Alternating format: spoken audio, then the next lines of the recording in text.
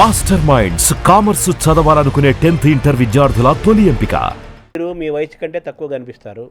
At the same time మీరు body physique పైనుంచి కిందాక ఆ టోన్ను మెయింటైన్ చేస్తున్నారు. పొట్టలేదు, మొత్తం పైనుంచి కిందాక అలా ఉన్నారు.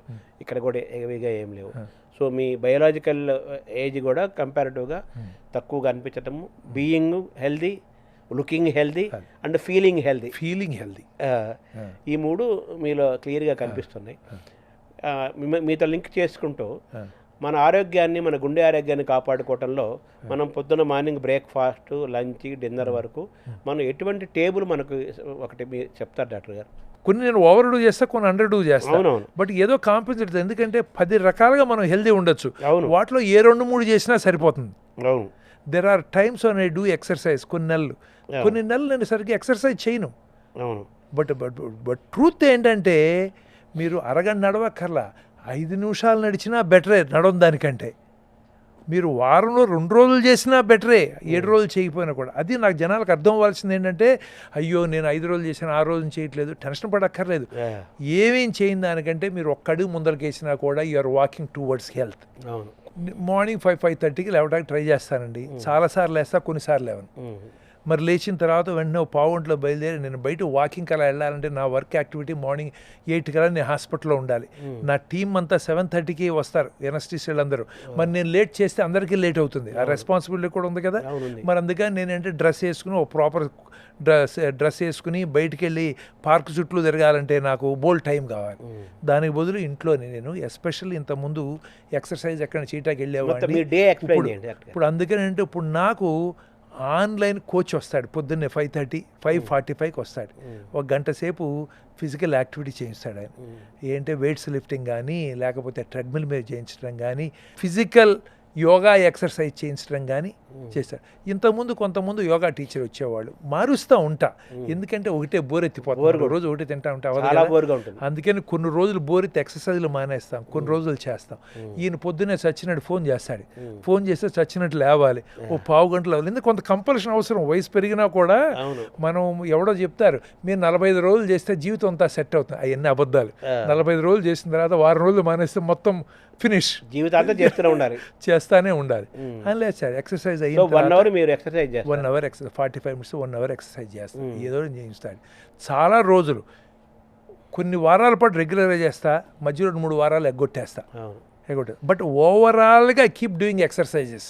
Physical exercise most of the times ఏంటంటే 50%, more than 50% of the year I do exercises. At least 45 minutes. 45 minutes to 1 hour.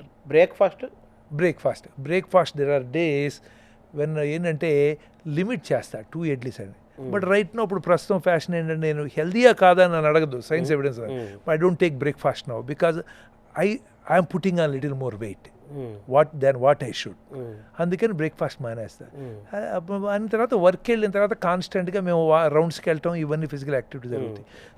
Lunch అది కూడా ఎక్సర్సైజే కదా. అది కూడా తర్వాత నా ఎక్సర్సైజ్లో గొప్పతనం ఏంటంటే, మేము సర్జరీ చేసేటప్పుడు అండి, I love it, that is my passion. ఇప్పుడు నా ప్యాషన్ సర్జరీ. అంటే ఒక ఆర్టిస్ట్ బొమ్మ గీసిన ఆర్టిస్ట్కి ఎలా ఉంటుంది. ఎందుకంటున్నానంటే దట్ ఈజ్ మై మెడిటేషన్. నేను సర్జరీ చేసేటప్పుడు 1-2 గంటలు అయితే వెనక్కి తిరిగి చూస్తే గంట సేపు సర్జరీ చేశాను తెలియదు, నిమిషంలాగా ఉంటుంది. ఎందుకంటే I'm with the time, I'm in that minute. ఇప్పుడు నా డెఫినేషన్లో మెడిటేషన్ అంటే being in the minute, being in the time, moving with the time. ఆ నిమిషంలో ఇంకేం ఆలోచించం, అదే చేస్తాం. రేపు వెనక ముందల ఏం ఉండదు. ఆ గంటన్నర లైక్ మెడిటేషన్ అయ్యేటప్పటికి I'm so peaceful with my self. So that is meditation. అస్సలు అవ్వదు. 10 గంటలు సర్జరీ చేసినా కూడా 10 గంటల తర్వాత వస్తే I feel fresh. That is because నేనేదో చేసేస్తున్నాను, కష్టపడుతున్నాను, అబ్బో ఇంతసేపా, ఇంకా ఏంటి, అదే ఈ గంటలో వాడు ఎక్కువ సంపాదిస్తున్నాడు, అసలు ఆలోచన లేవుగా. I am there, this is what I'm doing, this is me. So it flows through me. అంటే ఒక మంచి పాట విన్నట్టు, ఒక బొమ్మ మంచి పాట విన్నట్టు. మంచి పాట విన్నట్టు మంచి బొమ్మకి that is meditation for me. I think health reason is that for me. Half of mental health drive అవుతుంది. మెంటల్ హెల్త్ డ్రైవ్ అవుతాను. అది జరిగేటప్పుడు mental health end of the day patient doing well gives lot of satisfaction that I'm able to contribute. మరి మధ్యాహ్నం lunch వస్తుంది. లంచ్లో ఏం చేస్తానంటే ఒక 40-50 grams రైస్ తినకూడదనేది, నాకు రైసే passion, I'm addicted to rice. దాంతో కూరలు పంపిస్తూ లిమిటెడ్గా తింటాను. తర్వాత మళ్ళీ ఈవినింగ్ ఇంకేం తీసుకోను నేను. 2-3 తినడం అదొక పద్ధతి, ఇదొక పద్ధతి. మళ్ళీ ఇంటికి వచ్చిన తర్వాత నా ప్రాబ్లం ఏంటంటే ఈవినింగ్ 7కి డిన్నర్ తింటాం. 7 దగ్గర నుంచి 10కి మధ్యలో కొంచెం ఐఎమ్ నాట్ అండర్ కంట్రోల్. ఏదైనా దొరికితే గవికి తినేసే టెండెన్సీ ఉంటుంది. వన్స్ ఇన్ ఏ వైల్ ఆ బ్యాచ్ అనమాట. అయితే ఫార్చునేట్లీ ఇంట్లో ఉంటాం కాబట్టి దొరికితే పడిపోతాయి, టేబుల్ మీద ఉంటాయి ఏదో ఒకటి. సో అందుకని మా wife tries to keep them away. ఈ 10 దాటిన తర్వాత ఇంకేం లేదు కదా, అలా ఉంటుంది అనమాట. అట్లాగే ఏంటంటే నేను ఫిజికల్ యాక్టివిటీకి మెంటల్గా నేను ఎలా ఉన్నాను, తర్వాత సోషల్గా తీసుకోనండి. ఎందుకంటే నాకు అది ఇంట్రెస్ట్ లేదు. ఇది తీసుకునేవాడికి నాకు ప్రాబ్లం లేదు, కానీ నాకు ఇంట్రెస్ట్ లేదు. అలాగే నేనేంటంటే నాకు 7కి అయిపోతుంది. 7 అంటే 8 to 8:30 అవుతుంది వచ్చేటప్పటికి. అప్పుడే అవుతుంది. నేను 12-1 గంటల తర్వాత ఏం తీసుకోను, మళ్ళీ 9కి తీసుకుంటాను నేను. తర్వాత నాకేంటంటే ఇంకొక హ్యాబిట్ ఏంటంటే I want to do something. ఇప్పుడు నా మైండ్లో ఎప్పుడు ఏముంటుందంటే if the world is same as when I came in, when I leave, then I'm not worth it. నా లైఫ్ వేస్ట్. అంత ప్రపంచానికి నేను ఏం చేశాను కొంచెం చేయాలనే పిచ్చి ఒకటి ఉంది నాకు. అంటే రివ్యూ చేసుకుంటారా రోజు మీరు? రివ్యూ చేసుకుంటాను. నేను ఏమన్నా హెల్ప్ చేయగలుగుతున్నాను. నేను ఒక ట్రస్ట్ ఫామ్ చేశాను, సహృదయ ట్రస్ట్ అని. దాని ద్వారానే గుంటూరు జనరల్ హాస్పిటల్లో ఓపెన్ హార్ట్ సర్జరీ ఈ రోజున ఎస్టాబ్లిష్ అయింది. సౌరం కాదు. అలాగే కొంతమందికి ఆపరేషన్స్కి ముందు ఇవ్వడం, మెడిసిన్స్ ముందు ఇస్తాను. అలాగే ఇప్పుడు నేను సొసైటీ కాలనీ ఉంది, నాకేం అవసరం లేదు. బట్ ఆ కాలనీ ఎప్పటి నుంచో 30 ఏళ్ళ నుంచి వర్క్ నడవట్లేదు. మరి నాకు ఇంత ఇన్ఫ్లుయెన్స్ ఉంది, మనుషులు తెలిసిన వాళ్ళు ఉన్నారు. నేనేం చేయకపోతే కాలనీలో ఇల్లు బ్రహ్మాండంగా బయటకు వస్తే దరిద్రంగా ఉంది, నేనేం చేస్తున్నాను నా పక్కన మనుషులకి. అందుకని మోటివేట్ చేసి వద్ద కాలనీ ప్రెసిడెంట్ గాను లేకపోతే నలుగురిని మోటివేట్ చేసి మనం ఏదైనా సీసీ కెమెరాలు, మన రోడ్లు ఎలా ఇంప్రూవ్ చేద్దాం, మనం ఎలా టుగెదర్ వి గెట్ బెటర్, ఎలా పార్కింగ్, అవన్నీ ఏంటంటే అదొక రకమైన పిచ్చి. That is I feel it is my social responsibility. ఆనందం ఇస్తుంది. I'm helping people. I want to be a model. Young fellow ఉన్నాడు, ఇప్పుడు నేను పుస్తకం చదువుతాను. నేను పుస్తకం చదివినప్పుడు వాళ్ళని చూసి చాలా నేర్చుకుంటాను, ఆటోబయోగ్రఫీ. అలాగే మనం లైవ్ ఎగ్జాంపుల్ చూస్తే కొంతమంది అయినా మారుతారు. ఇప్పుడు కొంతమందికి ఎడ్యుకేషన్ హెల్ప్ చేసామనుకోండి, నేను చదువుకునే రోజులు ఇలా ఉన్నాడు, నేను ఈ రోజున బెటర్గా ఉన్నా, నేను నలుగురు హెల్ప్ చేయాలని మైండ్ సెట్ వస్తుంది.